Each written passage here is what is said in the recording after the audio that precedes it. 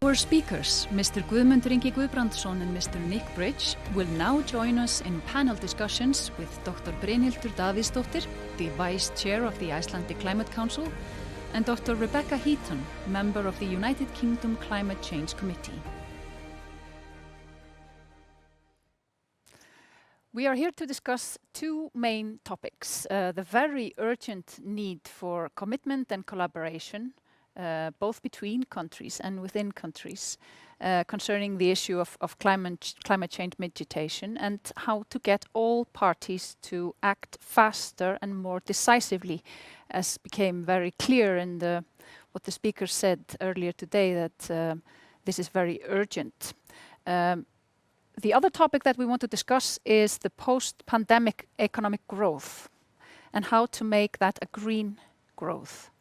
Joining us from the UK, along with Mr. Nick Bridge, if we still have a connection with him, is Dr. Rebecca Heaton. She is a member of the UK Climate Change Committee and has extensive experience of working with businesses on environmental issues, and she has some other areas of expertise as well. Thank you for joining us, Rebecca. What is your take on this? What has been said here here previously? What is the best way to engage businesses on environmental issues, in your opinion? Well, I think especially with respect to climate change, we've seen the Task Force on Climate-Related Disclosures really focus business boards on climate change. It's taken that conversation to the boardroom to say, how is climate change going to impact my company? How are the physical impacts of changing weather systems? But also, how is my strategy going to be impacted by the inevitable changes which will have to occur to get to net zero? So we've seen a lot more conversation just in the last couple of years. And I think it's just been incredible, the acceleration just in the last year or so, with companies making these voluntary commitments to net zero. So signing up and setting individual company targets of net zero based on the Science Based Targets initiative. So I think we've really seen companies accept there's a risk here that they need to manage, and there's also opportunities. And as Nick alluded to earlier, we've seen it particularly in the UK with offshore wind, where companies that really have jumped into that have become leaders. I think the interesting thing is, where does it go now? So we've had discussion and we've got targets from business, but how do we translate that into action? And looking forward to COP to see whether we get more announcements in that place, particularly around partnerships. I think we might expect to see some more unusual partnerships, companies that we might not have expected working together, beginning to work together. But we also need government to play a role as well.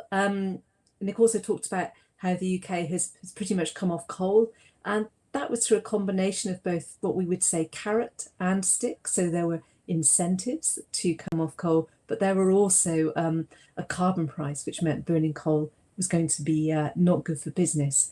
So I think we need to see more incentives from government, and also I think government taking on some of the risks to give investors confidence. So this could be about governments taking on some of the risk for long-term carbon storage, for carbon capture and storage, or it could be about government setting accounting frameworks so that companies, when they're planning a low carbon investment, know that it's going to be appropriately valued and that that's bankable. And that will then give shareholders confidence as well to back some of these decisions that have to be made. How do you feel that is going? Do you think that this is the atmosphere now in the UK, that there is this real common global enemy, as the British ambassador in Iceland mentioned in his address? I really do. I mean, it used to be that sustainable investment was a sort of nice to have, and it was a separate, you either you could invest normally, or investors would invest in a sustainable investment. And now they've become one and the same, and the mainstream investment managers are also the sustainability, covering off sustainability. So we're not seeing such a separation. We're just seeing all investments having to sort of do this. Yeah, it's all about the economy. To engage the businesses, they need to see that they there is an advantage for them to join and put their sort of money where their mouth is. Dr. Brynhildur Davíðsdóttir, the Vice Chair of the Icelandic Climate Council, is here with us today. How do economic factors come into play in getting the public and the private sector and the NGOs to work together for this common goal? I think this is absolutely key. We need to get everybody on board. And I think one way to do that is to help people realize that this is not only where we have to go, but this is the future we want. This is exactly where we should go.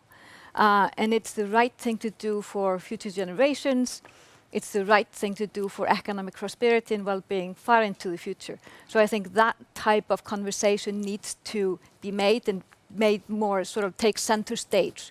And sort of fourth thing, because I wanted to mention in this regard, and the first thing is that we have to realize that the low carbon economy, the net zero future, is basically the only economy of the future. That's where we have to go. And this is very clearly stated in the Paris Agreement. This is where we need to reach carbon neutrality very shortly after 2050. So this is simply where we have to go. And as long as our governments and then our businesses realize that, then of course we realize quickly that to maintain competitiveness, we need to move swiftly. We need to move fast. And for us to do that, then obviously government policy needs to support, and as was mentioned, using both carrots and sticks to push us in the correct direction. We need to apply long-term thinking. And we also need to make sure that the changes that are coming are what we call just. Yeah. But of course then, on the other side, on the flip side, we cannot be naive. Of course, this is going to cost something. Investments, of course, are going to have to be made. But what is interesting is that when we really start looking at these investments, taking an economic perspective, what we realize is that when we look in the long run, many of those investments are going to give us what we call net national benefits. They're actually positive for our economies. And in addition to that, they bring with them what we call substantial co-benefits. If, for example, we take an example of reducing the use of fossil fuels on our vehicles, that's going to have a positive impact on air pollution, for example. So there are significant economic benefits to be achieved, essentially, from this transition. So, and then of course, then on the flip side, if we don't do anything, then that's going to cost us, that's going to harm us substantially. So if we bring all of those things together, I think we have a really good case to be made that a reduction in greenhouse gas emissions, carbon neutrality, and the low carbon economy of the future is exactly the future we want. So that's basically the case to be made. Yeah, it so happens that we have a politician here. Policy and leadership is obviously of the greatest importance, as Dr. Rebecca Heaton just mentioned, that there needs to be a governmental incentive, there needs to be infrastructure, there needs to be planning, and the same was mentioned by Brynhildur. What is the Icelandic case? How is the Icelandic government thinking ahead for the next 10, 20, 30 years to reach their goals? Yeah, this is essential. Well, first of all, you put forward some goals. Where do you want to go? And Brynhildur has explained that quite well here before, that we want to go to a low carbon future. That's our future. If you put that into numbers, for example, you can say, like Iceland has done, or the current government, in 2040, we want to reach carbon neutrality. That's a goal. Okay, let's find out how do we get there. So what kind of work is that? That is analyzing, putting forward some actions to get there, etc., etc. So what is probably most important for governments is to have a clear vision where they are going and have a plan to reach it. And this is what I've been working on for the last 3 years since I came into office, because unfortunately, we didn't really have a plan. But that has changed now, so let's look into the future.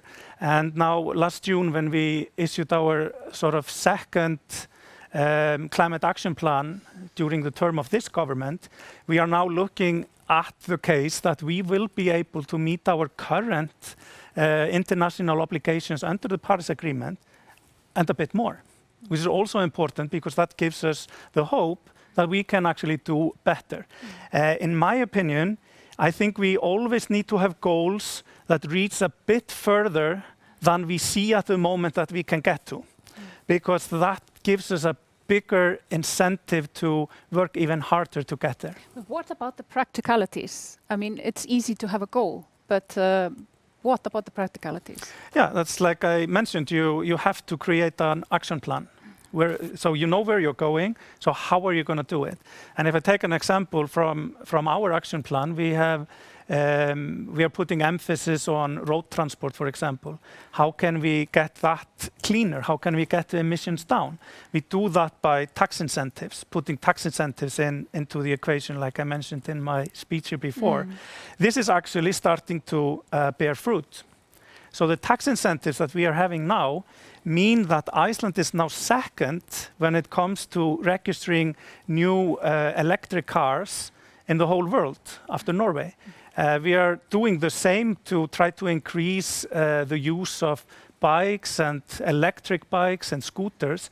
And those of us who live here in Reykjavik, we really witnessed this summer how just everyone was on these electric scooters. And when we look at the numbers, there has been, I think, a six-fold increase when it comes to those. And this is because of tax incentives, but also because people are willing to take part in the change. So this is just one example. But it also relates to infrastructure, for example, about accessibility of charging stations. And, Right. and Nick, do you hear me? Nick Bridge. Yes. Transport is one of the 5 things that Britain emphasizes for COP26. The pandemic, COVID-19 pandemic, has of course affected the economies of most countries in Europe, if not the world. What do you think? Is there a risk that environmental issues will take the back seat in a crisis like this one? There is that risk, but I'm very encouraged by what the Vice Chair and the Minister have been saying, which I think is exactly our view, which is that if you understand the science and if you understand what business is saying, nobody who wants to make a good investment wants to go backwards. So we have to have the political leadership and the policy framework in which to go forwards. And already, if you take transport, you mentioned transport, India has signaled ending the sale of the combustion engine by 2030. In California, we will get a very ambitious announcement. In the UK, we've also committed to end the combustion engine sales and may even bring that date forward, because we know that business, the car manufacturers, can do it and they want to do it. It's better for air quality, and we can then at scale produce vehicles that are just as cheap or cheaper in their lifetime than combustion engines. The wonderful thing then is that you begin to knit together transport with energy, because you need renewable energy. The offshore wind comes and charges the cars. The cars and buildings then become repositories of the energy. It then becomes part of a smart system, a big data system, where your house and your car and your life is all interconnected and running in an efficient, low energy, clean energy way. So you can begin to see this rather attractive whole of economy shift. And meanwhile, the air you breathe and the style of transport, good for exercise and so on, it has this snowball effect. So we want some big signals, and I agree with the Minister that you set an ambitious target, because the economy does not work in a linear fashion. Things happen very, very fast. We suddenly went to billions of mobile phones from almost no mobile phones. The African economy completely leapfrogged the normal phone and moved to mobile telephony with all of the infrastructure not needed, with all the big telegraph wires and everything. So there's a huge investment opportunity for developing countries and emerging markets as well. But we have to have a shared political understanding that that's the direction of travel. I'd also like to say a quick word on the nature and the land use side of things. We still have terrible deforestation. We have real risks, systemic risks to our rainforests. We have extended drought in the Amazon wetlands. This is happening now. It's incredibly urgent, and we need to lock in ways that incentivize us to look after our rainforests, look after our biodiversity, and make environmental goals the same as climate goals and the same as economic goals. So all of these things interlink, and we have to look at all of it. But as the vice chair said, it has to feel like something that works for people in their lives and is not imposed on them. The trouble is we have very short time scales. We have to move at scale.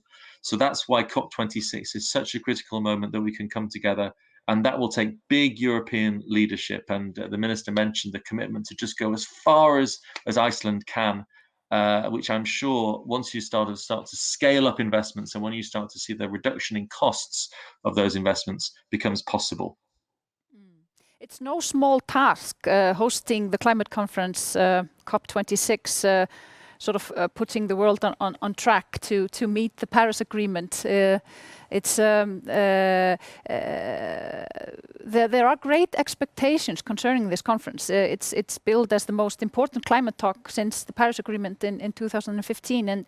And what are the possibilities and methods to leverage the world's largest emitters into greater action? I mentioned in my remarks that you are absolutely right. Everybody has to move further, and there is no doubt that 5 years on, the economics and the finance has changed so that every country can have more ambition, have more confidence in a clean future. So every country must act. But of course, the big economies, the big emitters in the G20 must do their part and show real leadership. So the recent election results in the US profoundly change the scenario. Having US leadership around the world committing to its own domestic transformation and putting pressure on others will be huge. The Chinese have made this very significant commitment to carbon neutrality before 2060, which is new, and that is really historic. Japan followed, Korea followed. So we've already got this momentum. We want to build that diplomatically in every country, but that will be helped and reinforced and accelerated when the countries see that every big business in the world is going further. We've seen interesting announcements from many big businesses. We have something called a race to zero, which our UK COP high-level champion, Nigel Topping, is driving a race for zero with many, many partners around the world, thousands of businesses committing to this pathway. And then you begin to get a race to the top. Microsoft is committing to get there by 2030 and also take carbon out of the atmosphere. So then you begin to see companies say to governments, we can't invest in your country if you can't deliver us 100% renewable energy in your economy, because our consumers won't accept that. So you can see the interplay between the diplomacy and countries and between economies. But I want to say something really important. The Vice Chair mentioned justice. And the most important thing for me in recent months has actually not been the steps by government or by business, but the steps by young people. And the stand they have taken, the moral stand to say that we have to do this for the future of humanity, and that it's urgent and we're not doing enough, is true. The pressure they're putting on us to do the right thing and do it faster, I think, has been critical in building this sense of momentum. I just go back very quickly to the experience of the UK in 2007. We were considering a climate change act, the world's first climate change act. We had received a recommendation to do so, and it was looking very challenging, to go to this huge emissions reduction when we didn't know how we were going to do it. It was not especially being demanded by the public. But we had a fantastic campaign by our civil society, our NGOs, Stop Climate Chaos, and they put huge pressure. The business community then came together and issued a report to say that businesses wanted long-term certainty, a carbon price, so they could get on and invest in a clean future. And that gave government the confidence to put forward and table the legislation. And it ended up passing in 2008, the world's first comprehensive climate change legislation, by I think the biggest majority in the history of 20th century British Parliament. So it shows what you can do when you get people and business and government in the same place. We just don't have much time to do it everywhere and faster. Yeah, there is this sense of urgency, Rebecca. Nick mentioned investment, and we were speaking about green investment and the situation after the pandemic and the importance of the resurrection being green. Can you comment on that topic for us?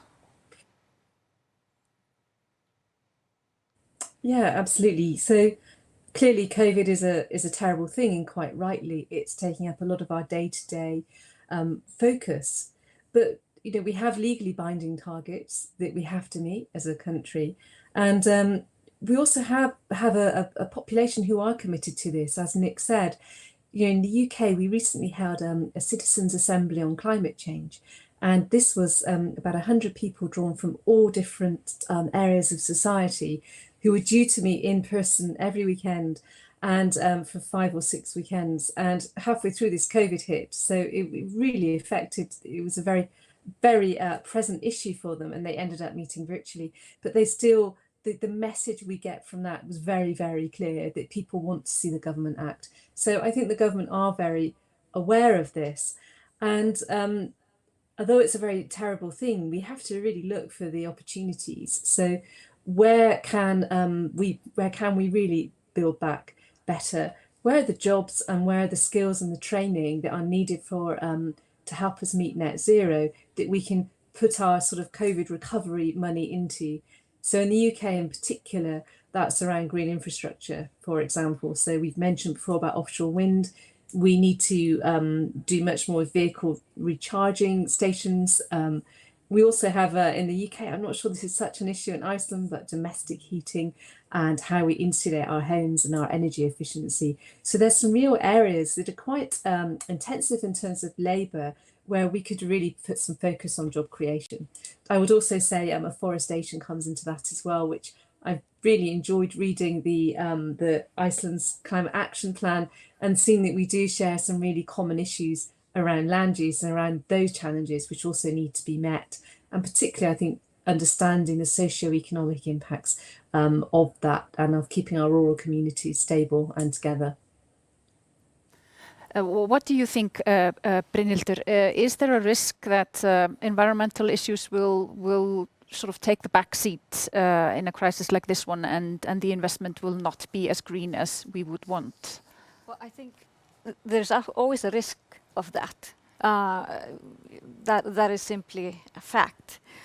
But I think, and I think somebody mentioned this earlier, but in my opinion, I think we're at what we can say at a critical juncture. Because what is happening now all over the world is that governments are spending large sums of money in public finance to help with the recovery after COVID. And it is absolutely essential that now governments kind of have this now in their hands to sway investment towards, so to say, low carbon investments, jobs that sort of enable this transition that we need to facilitate. But what I wanted to mention as well, which has not been brought up, and that's the role of public finance and governments in innovation. And I think it is absolutely critical that governments not only go for the normal packages in job creation and steering investments in low carbon directions, but also try to what we can call shape innovation systems in a green direction. And I think we have such, or in governments, and looking at the minister here, we have such a huge opportunity to do so. And we cannot missed that opportunity. So this is very much, in my opinion, in the hands of government officials to steer investment in the right direction. And there is the opportunity now because of the situation we're in. Yeah. Exactly. And so it's almost, and I feel almost terrible saying this, but COVID has created an enormous opportunity, not for only for Iceland and for Britain, but for the entire world, to change course and move into a direction that maybe we couldn't really foresee a few months ago. We've also been sort of forced Yeah. to sort of slow down and sort of estimate the situation. Exactly. Get used to not traveling and. Absolutely, and we somehow need to figure out a way not to go back. Of course, we will go back, obviously, but not exactly to the same place as we were before. But though, because we mentioned justice, we have to though be sensitive that these changed circumstances create challenges for different income groups, for example, and we have to be sensitive towards that. Yeah.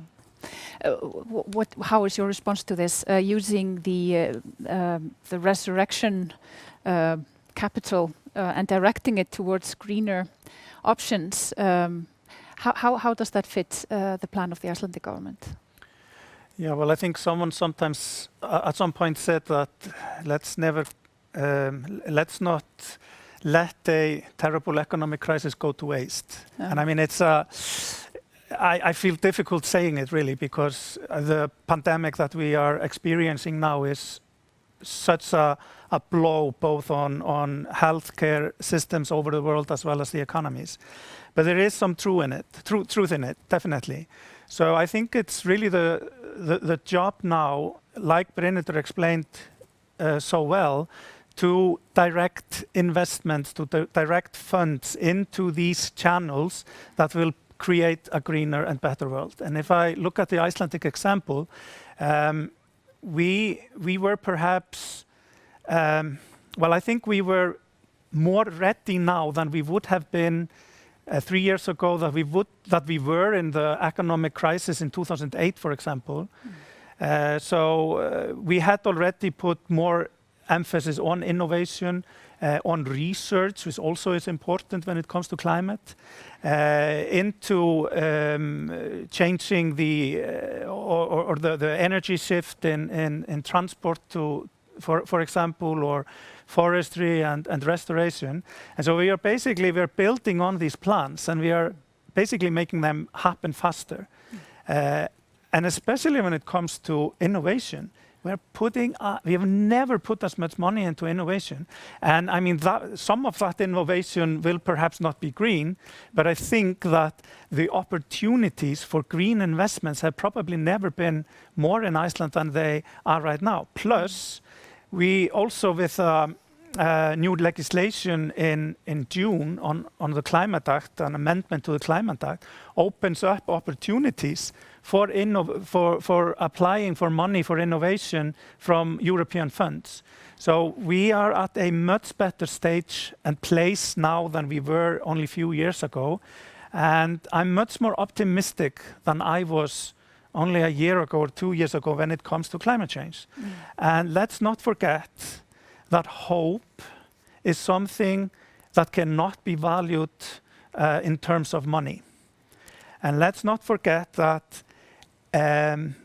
we are probably not moved by clever economic analysis, no offense, or smart policy instruments, but by our hearts. And that's why I so agree with Nick when he mentions the young generation, which has really put these issues at heart, where it really belongs. And if we keep that in mind and we find the climate in our heart, there is nothing that can stop us when it comes to saving the planet. Rebecca, can I get a response from you in how you value the UK situation in terms of what the minister was saying concerning investment and innovation? How do you evaluate this UK situation in that regard? Well, I think, and going back a little bit to the Climate Change Act in the UK, so this was passed in 2008, and that was originally an 80% reduction on greenhouse gas emissions by 2050 from 1990. So that's a less challenging target than we have now, a less ambitious target, I should say. And we valued it then at about 1 to 2% of GDP. And when we recommended that government set a net zero target by 2050, we looked at the numbers again. So this is 10 years on, and we again found it was about 1 to 2% of GDP, even though the ambition is greater. So I think it shows the role of innovation in reducing costs and the great opportunities as well around innovation to do that. So yeah, I feel encouraged by that and by how we're seeing businesses really stand up and rise to the challenge of it. I would say I think there's things we can do outside of business on innovation and things perhaps our countries could work together on more.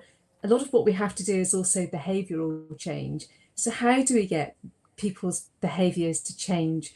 How people's lives are going to have to change. How in the UK, how we heat our houses, how we cook, how we travel, what we eat. So how do you encourage those behavioural changes? What incentives do you give? I think that's something we could learn from. And also another area where I think innovation has a role, but some of the innovation is already there. We just need to implement it. And this is in agriculture.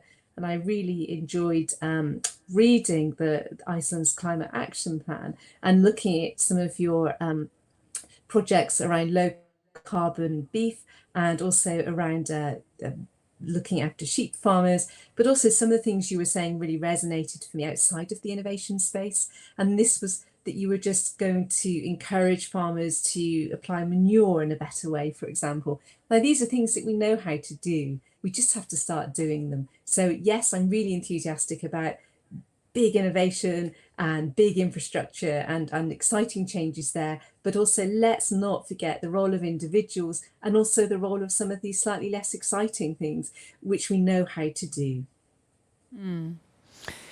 Do you have a response to that, Brynhildur? I completely, wholeheartedly agree with you. And I think, yes, we can have all kinds of technological innovations, but that's precisely where then government policy steps in, because we need to get people to then invest in these new technologies. We need people to exactly change their behaviors. And that then links to something that I've been sort of a little bit concerned about, and that is this cannot, moving to a net zero future, cannot just be a government's plan. It has to be the people's plan. And you were talking about having a heart and engaging young people and how they have conducted their actions. We need to engage everybody, not only the young people standing and protesting every Friday, but and we need to do that by engaging the public. And it has to be, as I say, the people's plan. They need to feel it in their hearts that this is the right thing to do. But this is probably the million-dollar question. How do we do that? That is... Well, to me, that is... maybe we should have had a psychologist on the panel. Yeah. Maybe that would have been good. But to me, I think, you mentioned that economics are no good. Well, you didn't really say that, but you know. It's very important, actually. But I think we can quite easily speak to people in the public in a way and convincing them that this makes good economic sense. It's going to increase our well-being. And I'm not sure anybody would argue against that.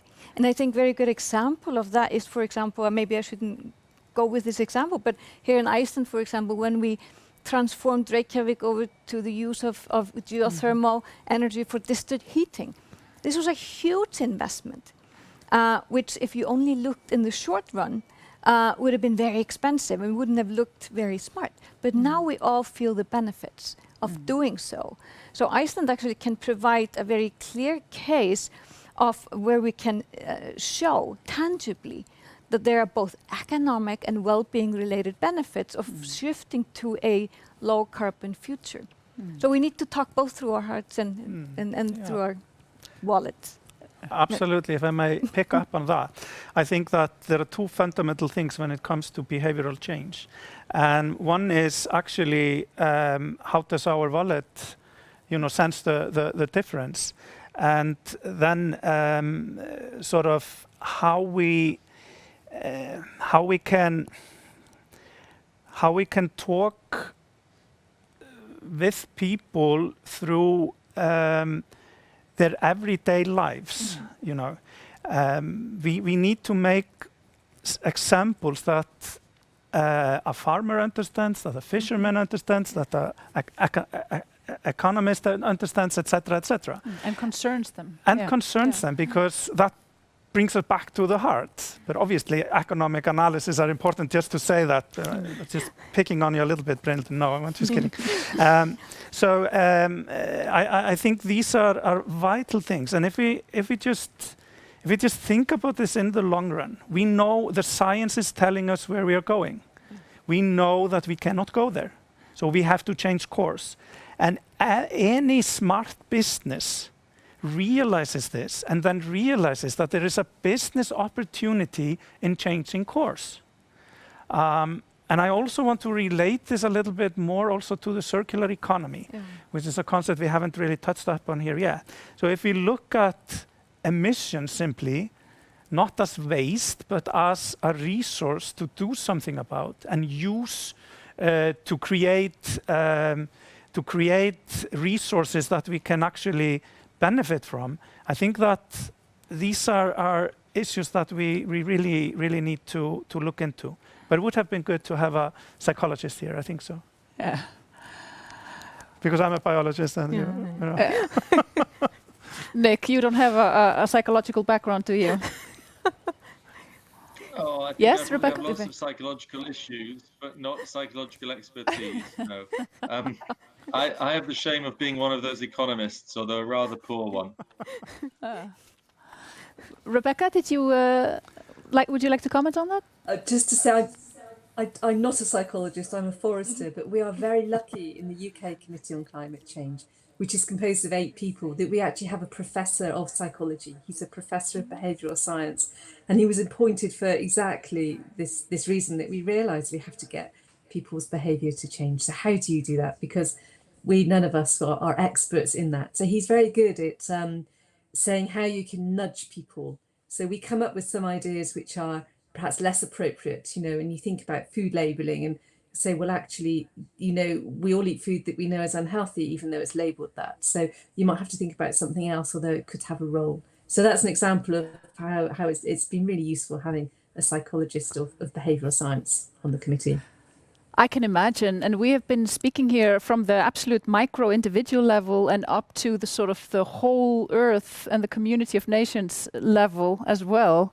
So that all this structure needs to change with urgency. We are up against a huge task, and one of the milestones is next year in Glasgow at the COP26.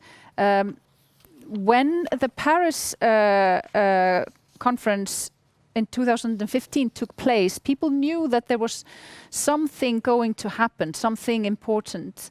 How do you feel the tide or the wave now in the running towards the COP26, Nick? Do you think that this will be one of those conferences that will be watershedding, or will this just be a stepping stone to something greater to come in the next years afterwards? Well, I'll just quickly go back and remind us of the pathway that Paris established. So 2015, the Paris Agreement, 2020, and now 2021 because of the pandemic. Next year, the first opportunity after 5 years to have take stock of where we've got to, which is nowhere near enough, way off track where we need to be, and to accelerate and step up and enhance all of our commitments. So we're asking for 2 things in that respect. We need every country to resubmit a 2030 target and to make a long-term strategy, which is why we're talking about the net zero. In addition, we need to finance and support the adaptation and resilience of all countries. So many countries do not have the resources to make this shift, and the industrialized countries do need to step up and make those financial commitments. Otherwise, we cannot have trust in the process. So what we'll see is another ramping up of ambition in 2025 and then again in 2030. And I want to say something about the net zero in 2050, because young people in particular say 2050, what are you talking about? You know, this is right now. But the point about 2050 is that economies and financial systems do need to see a place where we've stopped contributing to any climate change, which is what net zero is. And then you work back from that. And Rebecca is on the CCC in the UK, which sets these binding 5-year carbon budgets right from now through the period. The UK has achieved its budgets every 5 years so far. But actually, in about 10 years' time, we start to fall away and not achieve our carbon budgets. So that means that the CCC has written to us to say by how far we are off track. And then the government has to respond within 6 months to say how we're going to get on track. So I just want to say to young viewers particularly that the long-term commitments are not pushing away the problem. They're locking in a nearer term set of solutions, but only if we have these very precise and specific government regulatory and policy frameworks within which the economy and society can function at all levels of government. We should talk about not just national governments, but regions. We should talk about states and provinces, and we should talk about cities all the way down to communities, and have the sense that everybody has a role to play, and all of society approach is vital. And I think just picking up the minister's very important point about health and making and the vice chair's point about co-benefits, we don't want to be talking about climate change every day to people. They don't want to hear that. They want to hear about the future, about jobs, about community, about the natural world, about stewarding our forests, doing better, protecting other species. So there are so many ways into this debate that everybody can be a part of it. The challenge of COP, to come back to your question, is how do you stay focused on the biggest issues, making a quantum of reduction in our emissions amongst the biggest emitters, delivering a quantum of finance to the poorest and developing countries, at the same time as bringing all of the world community into the question. So we have this big strategic challenge, and we need all the friends we can get. So thank you so much for the kind of the tone and the content of this conversation. It's very encouraging, but we, on both sides, we need now to legislate and lock in the change. What do you think, Guðmundur? Does Iceland have any role? I mean, Nick Bridge mentioned in his speech that even though Iceland is small, it really can make a difference. How do you see Iceland's role in the COP26? Sometimes people say that it doesn't matter what a country like Iceland does because we are so small, we have so few people, and our emissions as a proportion of the total emission is so small. But my answer to that is that we are also human beings who actually have ambitions, who actually want to participate in saving the world, to put it very simple. And I think that what we can do, which other perhaps larger communities cannot do, is to show examples of how things can be done. Brynhildur mentioned here before how we turned our heating system into using geothermal instead of coals, for example. Now we have like almost 100% renewable heating and electricity in the country. So there are things that we can do faster because we are smaller, and thereby give examples that can actually be scaled up. And that is our role. We are supposed to aim for being the best, because if we do so, we will come up with smart solutions that actually others can scale up, and in that way we can help in this truly global project that we are facing now. And I want to emphasize as well that let's not look at climate change as a problem. Let's look at it as a project, as something that we are working towards making better, and look at it with the eyes of solutions and not with the eyes of problems, although definitely it is a huge problem. Let's not forget that. Brynhildur, I would like to give you the last word. Do you think that there's strength in Iceland's smallness in this case? Well, I completely agree with what the minister said. I think we can, our case of the things that we've already done can inspire others and show and demonstrate that this type of transition in terms of decarbonizing electricity and heat, this can actually be done. But what we should also do is now take the last step and completely decarbonize essentially our economies in terms of fully removing fossil fuels away from the use in transport as well as in some of our industries. And then we can truly illustrate to the world that this issue, this problem, this task, this project can be dealt with effectively. So I think we can, and I hope we can be of an inspiration to others. Thank you very much, Dr. Brynhildur Davíðsdóttir, Mr. Guðmundur Ingi Guðbrandsson, and from UK, Mr. Nick Bridge and Dr. Rebecca Heaton. Thank you so much for joining us today. I look forward to see you next year in Glasgow, hopefully. And to our viewers at home and in the offices, thank you for being with us today. The Icelandic Climate Council and the British Embassy in Iceland, thank you very much for joining this event, and have a lovely rest of the day.